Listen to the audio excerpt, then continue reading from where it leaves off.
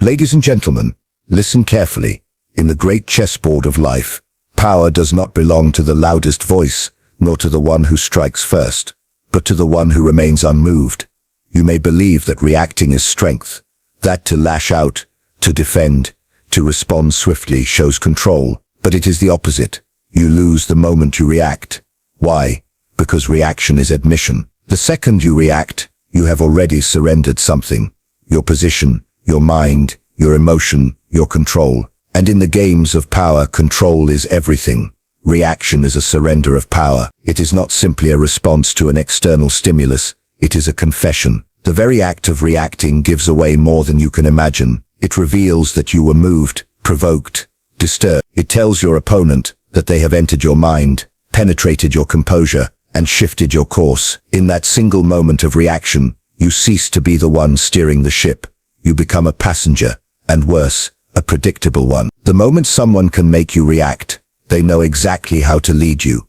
Power is not in force alone. True power lies in the ability to remain still when the world demands movement, to remain silent when the enemy expects a roar, to remain indifferent when they seek a response. To react is to relinquish the throne of control and offer it to someone else, someone clever enough to provoke you. And once you've handed over that control, good luck taking it back without looking desperate. Reaction is a short-term release and a long-term prison. Those who seek to rule, whether in politics, business, war, or even within their households, understand this principle deeply. They do not show emotion at first insult, nor at the second. They observe, they calculate, they decide when and how to strike, not based on provocation, but on position. Meanwhile, those who react become tools. They are pushed, pulled and played like instruments. An impulsive man is a usable man, a man who flares up at every criticism, who rushes to answer every challenge, who lets emotion dictate action. That man is not feared,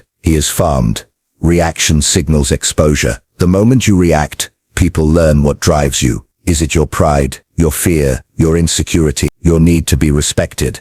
Good, now they know. Now they'll use it. A single flash of anger over a small slight tells the manipulator all he needs. A subtle twitch at a name, a break in your voice during a conversation. These are data points. To you it feels natural. To them, it's a map. And the more you react, the clearer the map becomes, until there are no secrets left. You're wide open. But more than anything, reaction is a gift to your enemy. Imagine throwing a small stone and causing a landslide. What does that say? It says the mountain was never stable. That is what reaction reveals. If a word can shatter your calm, then what can pressure do? What will chaos do? What will betrayal do? If your foundation cracks at a whisper, then it was never strong at all. The strongest rulers in history have been those who mastered the art of restraint. The ones who let others waste their energy, reveal their strategies, and spend their force, all while they remained still, not because they were idle, but because they understood the law. You lose the moment you react, and when you lose, they gain. The transfer is instant and absolute. So to react is to bleed, quietly, subtly, but fatally. Emotions reveal your weaknesses. They are not just feelings, they are signals, loud, visible, and exploitable. When you display emotion, you offer others a glimpse into the softest, most vulnerable parts of your being. Whether it's anger, fear, jealousy, or even love, every emotion that escapes your control is a thread in the tapestry of your downfall. The world does not operate on fairness or feeling. It operates on leverage, and emotions, when shown, become the leverage others use against you. Imagine a general before a battle who lets his anxiety show. His soldiers lose faith, his enemies gain confidence. That single crack in composure tells everyone what he will likely do next. His fear is a flare in the dark, signaling his uncertainty. It becomes a tool others can use to predict and manipulate him. And so it is, in every sphere of life. When you raise your voice in anger, your adversary knows they've struck a nerve. When your eyes widen in panic, you've confirmed their pressure is working. When jealousy creeps into your tone, you've confessed your insecurity without saying a word. You may think emotion is a sign of authenticity, that by expressing your feelings, you prove you are human, genuine or honest. But in the realm of power, such ideals are dangerous illusions. To reveal your emotions is to allow others to define your reality. The moment you show how deeply something affects you, you give away your control over it. You shift from actor to reactor, from the hand that moves the piece to the piece being moved. The powerful know this. They practice the art of masking, of transforming every emotion into silence or strategy. They may feel everything, but they show nothing. They smile at insult, blink at betrayal, and bow to arrogance, not out of weakness, but because they understand the strength of concealment. They know that emotions are a private burden, not a public display. To show emotion is to arm your enemies with knowledge, and in any contest of dominance, knowledge is ammunition. In truth, emotional expression is often the result of poor discipline. It is the failure to master oneself. The world belongs not to the strongest, nor to the cleverest, but to the most composed. The man who can experience rage and show none of it, who can feel fear yet speak calmly, who can burn with desire yet act with precision. He is dangerous, he is unreadable, he is untouchable, and that is the highest form of power. People are constantly watching. They read every gesture, every breath, every tremor, and they will remember. They may smile to your face, but in the shadows they take note of where you flinch. They catalogue the moments when your pride overpowered your logic, or when your despair broke your posture. They won't always attack immediately. Sometimes they wait, but when the moment is right, they will strike where you are weakest, and they will do it with the very information you gave them freely through your emotions. In this world, there are two kinds of people: those who rule their emotions, and those ruled by them. The former shape reality, the latter are shaped by it. If you wish to remain in control, you must learn the discipline of concealment. Let no one know what shakes you. Let no one see what wounds you. Emotions are truth, and truth, when exposed to the wrong eyes, becomes a weapon against you. Control the narrative, never follow it. This is not merely advice. It is law for anyone who seeks power, influence, or even simple survival in a world ruled by perception. The one who creates the story determines the outcome. The one who responds to it is already a character, not the author. You must understand that in every conflict, every relationship, every room you enter, there is a story being written, and the moment you let someone else write it, you have begun to lose control. Men believe the truth carries weight. They believe facts will defend, but facts are fragile in the face of a well-crafted narrative. The masses do not follow truth. They follow confidence, repetition, and the appearance of authority. Whoever gets to speak first and loudest often becomes the version of events that people remember. It is not what happened that matters. It is what people believe happened, and belief is shaped, not by facts, but by stories. When you control the narrative, you decide who is the villain, who is the victim, and who is to be praised. It does not matter if you were at fault. If you move first, if you set the frame, if you define the terms, others are forced to respond within the world you have built. But the moment you react to someone else's version of events, you validate, you step into their frame, accept their language, and begin to play their game. And the one who plays the other man's game never wins. Consider what happens in a scandal. The first story that hits the public is the one that's, if it's crafted well, it doesn't matter how false it is.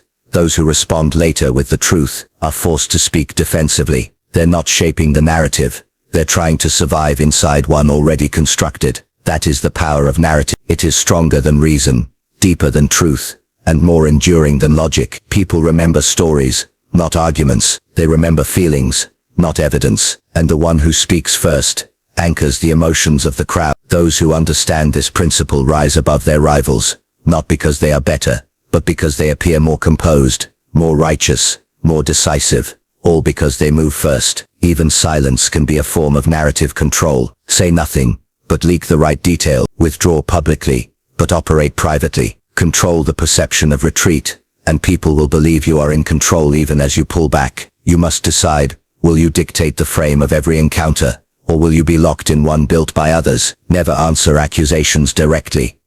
Redirect. Speak above them, beneath them, around them, never into their hands. Never grant them the power to place you where they want you. Your reputation, your influence, your authority, all of it is shaped more by the stories you project than the actions you perform. And once the narrative is set, it becomes a lens through which all your future moves are interpreted. Even your silence will be judged by the tone you established before. To follow the narrative is to trail behind the truth crafted by others. To control it is to lead, to dominate, and to remain untouchable, even when surrounded. When they expect a confession, offer a vision. When they demand answers, give them riddles. When they try to define you, redefine the entire conversation. Power is not in being right, it is in being believed, and belief belongs to the one who speaks first, with purpose, with precision, and without apology. Silence is the language of power. It speaks louder than words, cuts deeper than insults, and leaves a greater impact than any declaration. The man who remains silent when provoked terrifies more than the man who shouts. The one who listens, without responding, controls the entire conversation, because his mystery creates unease. Silence is not emptiness, it is pressure, tension, and command. When used correctly, it dominates. In a world obsessed with noise, silence is misunderstood. People speak not to convey meaning, but to fill space. They talk to feel relevant, to ease their anxiety, to control the silence they fear. But every word they spill is a piece of their strategy, a glimpse into their thinking, a confession of their need. In contrast, the man who remains silent forces the room to bend toward him. He is unreadable, untouchable, unpredictable. People project onto him their hopes, fears, and suspicions, and all of it gives him power. They cannot prepare for what they cannot anticipate. Silence is the strongest form of resistance. When someone insults you and you say nothing, you do not grant them the pleasure of seeing you wounded. When they demand answers, and you offer only a pause, you assert dominance without a single word. Every second you do not respond builds psychological pressure. It shifts the power dynamic. The burden of explanation moves to the silence demands that they justify themselves, while you remain calm, composed, and in control. There is a reason kings do not shout in public, why generals do not argue with soldiers, why powerful men allow others to speak first. Speaking is exposure. Words are wind. The moment you speak, you reveal your position. But silence hides everything. It forces others to guess. They wonder whether you're thinking or planning, whether you're disinterested, or merely dangerous. That uncertainty is more intimidating than any threat you could make. Those who lead through silence are never led. They do not defend themselves. They do not explain. They let the world talk, argue, and burn itself out. And then when the time is right, they speak once. One word, one gesture, one action, and it lands with the weight of 100 speeches. Because they trained others to listen for it, they turn silence into suspense. That is true power. The ability to make others hang on what you might say, rather than on what you've already said. You must discipline yourself to speak less, not because you have less to say, but because your silence is more valuable than their words. In meetings, let others fill the air. Observe who speaks first. Watch who reveals their agenda. Say little, but say it precisely. Never speak to appease. Never speak to defend. Let your silence make them question themselves. Let them think they've offended you, or that you're planning something greater. In silence, you are everywhere and nowhere at once. A presence they cannot ignore, but cannot grasp. Silence is not passivity. It is strategy. It is control. It is power at rest. A sword sheathed, not because it is dull, but because its owner is dangerous enough to wait. Speak only when it serves your interest. Until then, let silence do your work. It is the weapon few use, and the one most fear. Strategic patience wins battle. Not the patience of the passive man who waits because he is afraid to move, but the patience of the predator, calm, cold, and calculating. The world praises speed, rewards urgency, and worships instant results. But in the game of power, those who rush lose control, and those who wait with purpose seize it. To act impulsively is to hand over the reins of decision-making to emotion and chaos. To wait with precision is to tighten your grip while others exhaust themselves trying to force the moment. Those who are quick to anger, quick to speak, quick to move, they reveal their hand before the game has begun. They burn their energy chasing shadows, reacting to provocations, fighting battles that do not matter. Their impatience is they show the world that they cannot endure discomfort, that they must resolve uncertainty immediately, that they need action just to feel secure, and in doing so, they give power to those who understand how to wait. The man who practices strategic patience is not idle. He is not unaware. He is watching, listening, calculating. He understands that every move in the realm of power must be deliberate, timed, and exact. He allows others to make the first move, to reveal their intentions, expose their weaknesses, and commit themselves too early. He watches the patterns form. He lets the fog clear before stepping forward. And when he does move, his strike is clean, efficient, and devastating. Not because he is lucky, but because he was patient enough to wait for the opening. In war, the general who rushes his army into uncertain ground is slaughtered. In politics, the leader who speaks too soon commits to a position that may collapse tomorrow. In business, the competitor who invests too early loses to the one who waited for the market to beg. The principle is the same in every domain. Timing is worth more than talent. Those who win are not always the smartest or the strongest. They are simply the ones who knew when to act, and more importantly, when not to. Patience is control. It is the quiet declaration that you are not ruled by others. You do not react to their noise, nor bend to their timeline. You dictate your own rhythm. You know that all things shift, that every storm passes, that every outburst fades, that the strong become tired, and the arrogant become sloppy. If you can remain still, while others waste themselves, then when the moment is ripe, you will not just act, you will dominate. The world fears the patient man, because he does not flinch, he is not baited, he is not drawn out by provocation. They cannot tell whether he is waiting or planning, or both. They cannot predict him, and unpredictability is power. He forces others to make the first mistake, to show their desperation, to move too soon, and once they do, he owns. Strategic patience is not delay for the sake of delay. It is the art of waiting for the right moment to strike, when the cost is low, and the gain is total. It is the mindset of the ruler, the hunter, the master of the long game. Those who understand it win not because they move fast, but because they move last, and when they do, nothing can stop them. Every reaction is a signal you send, not to just one person, but to everyone watching. And make no mistake, someone is always watching. In the world of power, you are never alone. Eyes are always studying, evaluating, decoding your behavior, the way you respond under pressure, to insult, to failure, to surprise. It all reveals more about your inner architecture than anything you could say. Reactions are unconscious broadcasts of your true state. The moment you react, you inform others how to handle you, manipulate you, or destroy you. It does not matter how carefully you've built your image. If your reaction exposes weakness, fear, or insecurity, you've undone it in seconds. You've said without saying it, "This is where I'm vulnerable." An emotional outburst, a sudden retreat, a nervous explanation. These are all confessions. Confessions of what gets under your skin, what matters to you, what unsettles you. And once you give away that information, you can never take it back. It becomes a weapon in the hands of those who know how to use it. Understand this. People test you constantly. They push not because they seek truth, but because they seek data. They want to know what provokes you, what compels you to speak, what causes you to blink. The more you react, the more clearly they see the boundaries of your strength and the contours of your insecurity. Like a general mapping terrain before battle, they prod and poke, not to fight, but to understand how best to win when the real conflict begins. And if your reactions are too loud, too fast, or too emotional, they'll already know what move to make before you even realize a game has begun. Reaction also betrays your predictability. A man who reacts the same way to insult, pressure, or contradiction is a man easily maneuvered. People begin to anticipate your movements, your words, your decisions, and once they can predict you, they can control you. There is no need to defeat a predictable man. You simply guide him to defeat himself. You make him respond to the world instead of master it. He becomes a tool, not a threat. But the man who does not react, he terrifies. He is unreadable. You cannot measure him, because he shows nothing. You push, and he does not move. You provoke, and he does not speak. He is a blank surface, and blankness is unnerving. People fear what they cannot interpret, and in that fear, they hesitate. They second-guess themselves. They give away their own thoughts while trying to decipher his. This is the advantage of silence and non-reaction. It keeps others off balance while you remain centered. Reactions are also irreversible. Once you explode, once you retreat, once you reveal distress, the memory of that moment lingers. Even if you recover, people remember the lapse. They remember that you can be shaken, that you can be broken, and in moments of high stakes,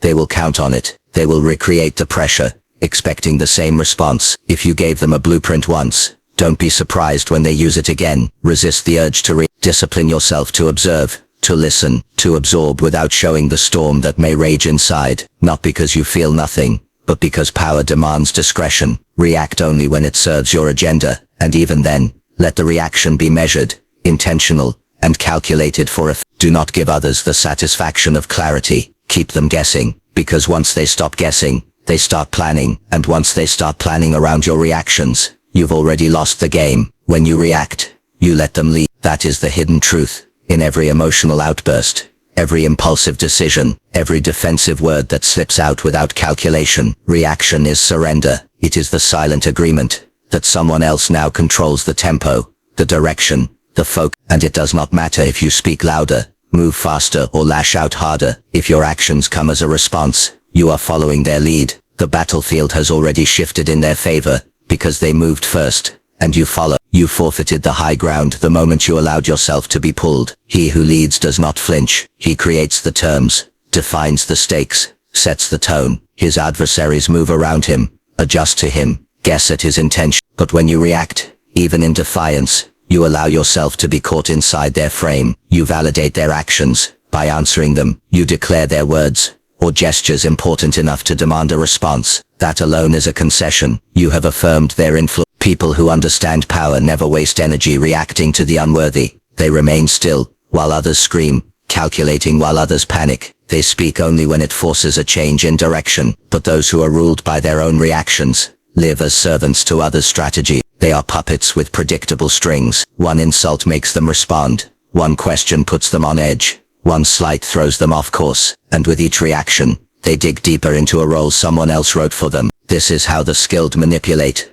not by attacking directly, but by provoking. They throw out bait, a word, a rumor, a sudden silence, and they wait, not for the truth, but for your reaction. And once you take the bait, they have, not because you are weak, but because you allowed them to lead. It is not the blow that matters, but the dance that follows. If they move first, and you follow, the rhythm belongs to them. And in power, rhythm is everything. He who controls the rhythm, controls perception, and he who controls perception, controls reality. Think of the courtroom. The best lawyers never let the opposition determine the tempo. They ask the questions. They control the direction. The witness who reacts emotionally loses credibility, even if they're right. The calm manipulator who leads the exchange appears in control. The same principle applies everywhere. In politics, relationships, business and war. It's not always the facts that matter, but who appears to lead the flow of events. Leadership is not always a title. Often it's just the power to make others respond to you. So the lesson is brutal and clear.